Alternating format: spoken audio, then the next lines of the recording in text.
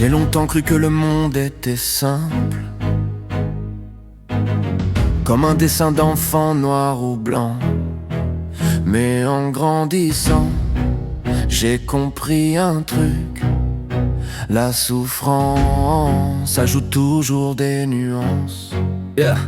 J'observe mes pensées comme on regarde la pluie tomber. Chaque goutte est un souvenir que j'aurais voulu oublier. On nous dit sois quelqu'un de bien comme si c'était évident, mais personne t'explique quoi faire quand la douleur devient un plan. Yeah.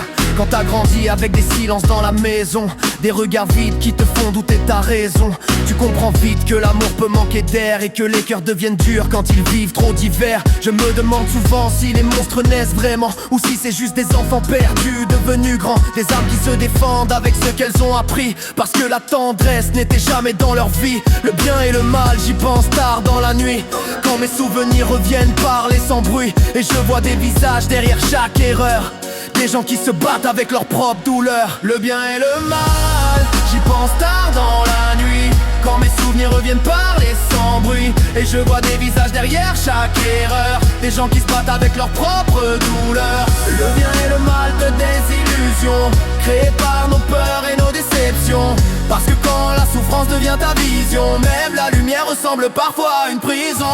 Je regarde les gens dans le métro fatigués, chacun porte un univers que personne ne peut juger. Un sourire peut cacher un naufrage intérieur, une phrase peut cacher des années de peur. On parle de morale comme d'une vérité solide, mais la vie est plus floue, plus fragile, plus liquide. Les frontières bougent selon ce qu'on a vécu, selon les tempêtes qu'on a traversées ou perdues. J'ai vu des gens brisés devenir incroyablement bons, comme si la douleur leur avait appris le pardon, et d'autres sombrer dans des colères sans fin, parce qu'ils cherchaient juste une raison d'exister enfin. Et moi je marche au milieu de tout ça, avec mes contradictions et mes combats. Je sais que je peux être lumière et ombre à la fois, selon la nuit qui habite parfois en moi.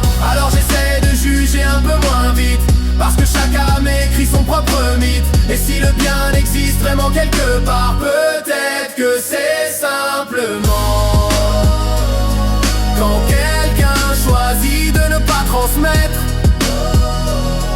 la douleur qu'il a reçue.